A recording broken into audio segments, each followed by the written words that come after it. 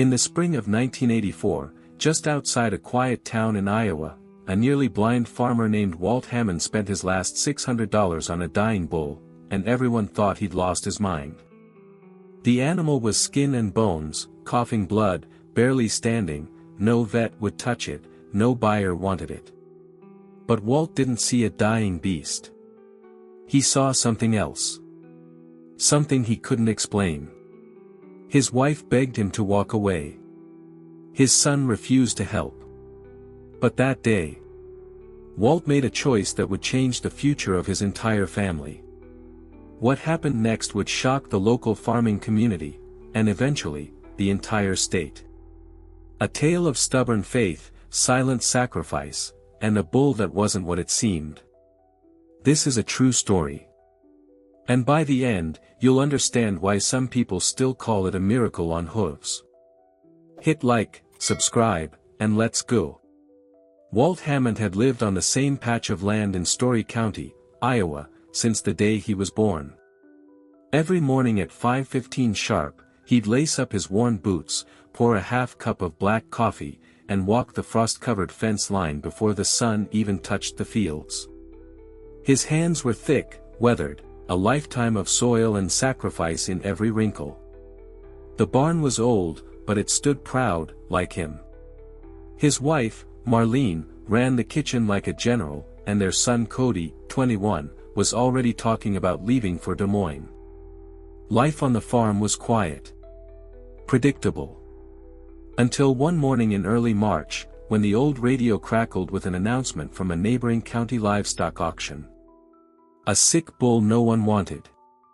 And for some reason, Walt couldn't stop thinking about it. Something about that voice, that tone. It didn't sound like just another auction. It sounded like a call. That Friday, the wind carried a strange stillness across the plains.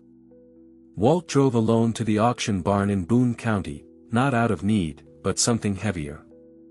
He didn't tell Marlene. Didn't ask Cody. Just drove. The auction yard buzzed with the usual bark of bids and the shuffle of boots, but then, silence.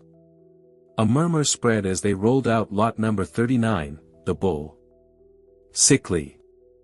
Mottled. Its ribs like piano keys under torn skin. It didn't belong there. It didn't belong anywhere. Walt watched as one man laughed and another spat in the dirt. No one raised a hand. Not one. The auctioneer sighed, ready to pull the lot, but Walt stood up. He didn't know why. His hand just moved. Sold. $600. No questions. And as he walked toward the pen, the bull turned its head, and stared. Not wildly. Not weakly. But like it knew him. This wasn't just livestock. This was something else. And Walt felt it. Back on the farm, the bull refused to lie down. 3 nights straight, Walt checked the barn after midnight. Each time, the animal stood motionless, eyes wide open, facing the same corner. No chewing. No groaning. Just watching. Marlene said the thing gave her chills. Cody wouldn't go near it. He's gonna die, Dad, he muttered. You got swindled. Walt wanted to believe that too. But every time he stepped into the stall, the bull turned slowly, and locked eyes again. Like it knew him. Like it remembered him. On the 4th day, Walt noticed something odd. The bull's labored breathing had stopped. No more coughing. No more blood.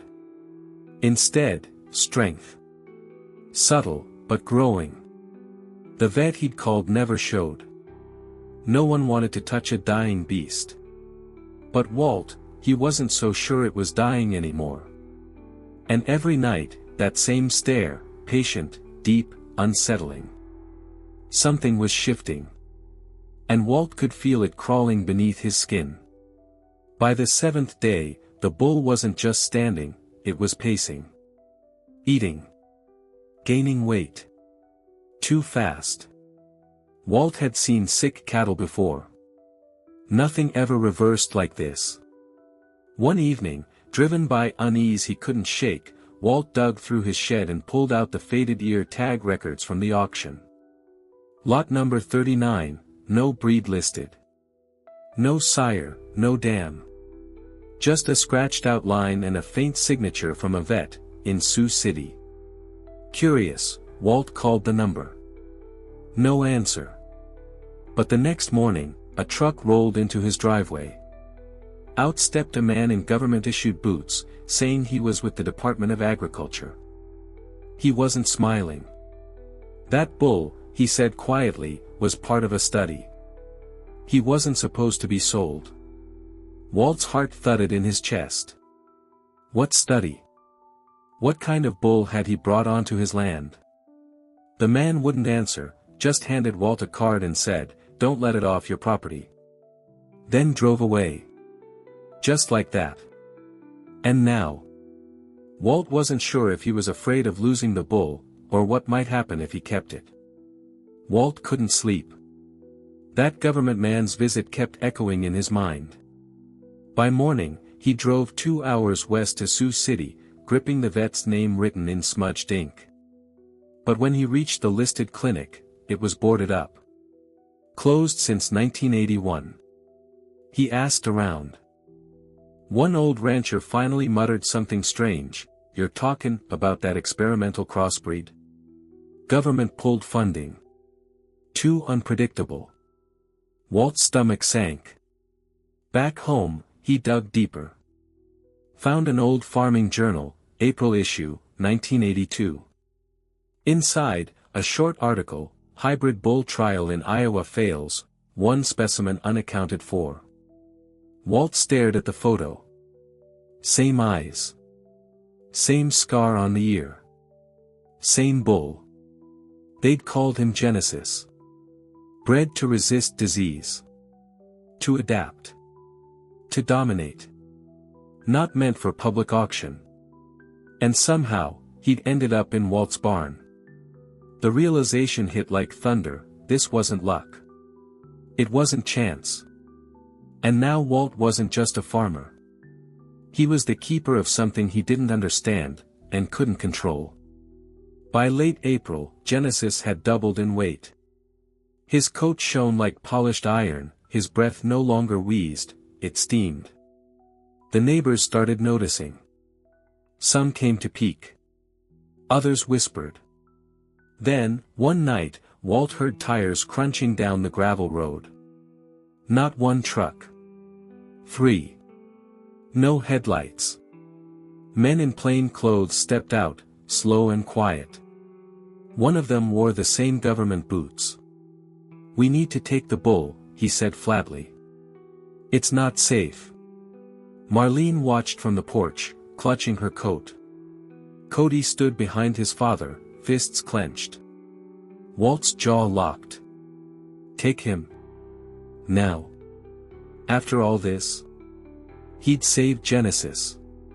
Believed in him. And somehow, this animal had saved Walt right back. But now, they wanted to erase it all. No explanation. No papers. Just silence. And Walt knew, if he let that bull go, he'd never see it again. Not alive. This wasn't about rules anymore. It was about truth. About purpose. And maybe even, about legacy. That night, Genesis vanished. The gate was cut. Tracks led toward the woods. Walt ran until his lungs burned, screaming the bull's name into the dark like it might answer. But nothing. Just silence and broken wire. The men had taken him, or worse. By morning, Walt stood in the empty stall, fists trembling, chest hollow. Marlene didn't speak. Cody punched the barn wall so hard it bled. "We should have done something," he whispered. And Walt knew, they had. But it wasn't enough. That night, rain fell hard. The kind Iowa hadn't seen in years. The creek overflowed, threatening the cattle pens. And then, hoof prints. Fresh. Deep. Leading back to the barn. Walt grabbed a lantern and stepped outside. And there, through sheets of rain, stood Genesis. Alive.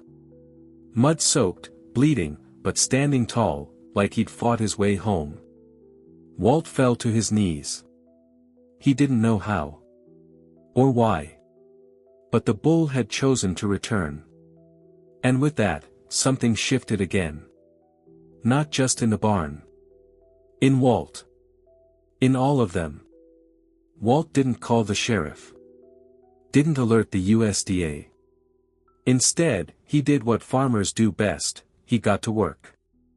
With Cody by his side for the first time in months, they built a new pen, reinforced with steel and trust. Marlene, silent but steady, brought warm towels and food. News traveled, fast. A local reporter heard rumors of the miracle bull and showed up with a camera. Walt hesitated, then nodded. "Let the world see him," he said. Within days, the story aired statewide.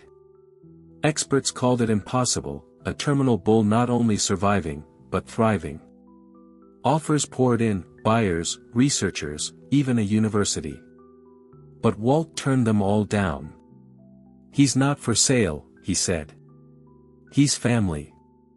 That spring, Genesis sired his first calf, strong, alert, perfect. A new bloodline was born. And with it, a second chance for the Hammond farm. Walt didn't just save a bull. He saved his legacy. And maybe, it saved him right back. Years passed. The Hammond farm didn't just survive, it flourished. Genesis became a legend in Iowa, and his calves carried the strength, and mystery, of their sire. Walt, once just another aging farmer on a fading patch of land, now walked his fields with quiet pride and a deeper calm. Cody stayed. Took over the herd. And Marlene? She started smiling again. But every spring, when the air turned soft and the grass grew wild, Walt would sit by the fence and watch Genesis graze, still strong, still calm. And wonder, why him? Why that bull? Why then? Maybe some things aren't meant to be understood, just believed. So now, let me ask you something. If you were in Walt's boots, would you have raised your hand? Would you have saved that bull? Or would you have walked away, and never known what could have been? Think about it. Leave a comment. Hit like. Subscribe. And don't forget, sometimes, the smallest mercy can change everything.